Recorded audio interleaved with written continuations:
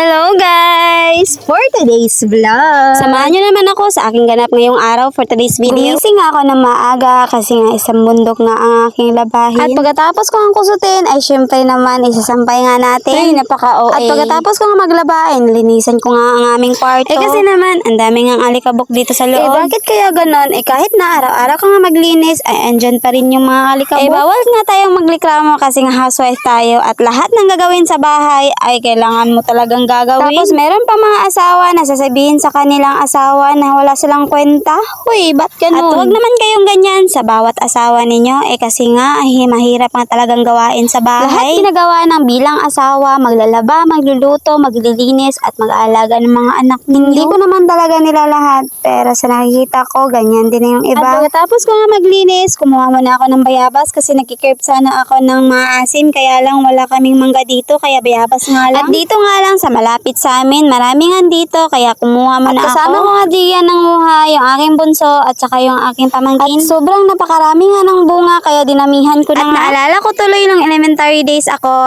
kapag merong puno ng bayabas, anong gagawin? Di kumuha. At naalala ko din, yung aking classmate, kumukuha siya ng bayabas para ibenta niya at pambili ng papel. Big shout out sa'yo kung nasaan ka man ngayon. Hindi ko nga kasi alam kung nasaan siya ngayon, kasi nga pag grade 4 ko, wala na nga sila doon. Umalis na nga sila sa kanilang tinitirahan tapos nag-transfer na nga sila ng school. At fast forward, pagkatapos nga namin kumuha ng bayabas ay naglagay naman ako ng suka para isawsaw namin dyan. Pero before that ay kumuha muna ako ng sili para may kunting sipa naman. At pagkatapos in-slice ko lang yung bayabas para ilagay ko sa baonan. Mas masarap kasi mabasa yung mga buto-buto sa toyo at kasi suka. Nga mas malasa nga kainin. Nung bata nga ako ay hindi ko na in-slice to, kinakain ko na kaagad. Pero ngayon wala na tayong bagang, slice muna. At pagkatapos ko nga ma-slice, ay nilagay ko na nga yung tuyo. At dalawang sachet nga yung tuyo na ginagamit ko dyan kasi nga hindi naman gaano maramihan.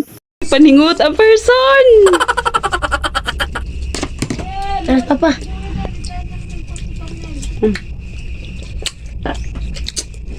Yung lamig kanyang daw, butang tuyo!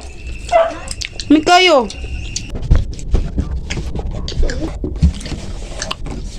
Wait muna. Yeah.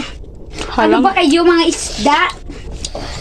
So paano, hanggang dito na nga lang yung video ko. Maraming salamat sa inyong panonood. Paalam!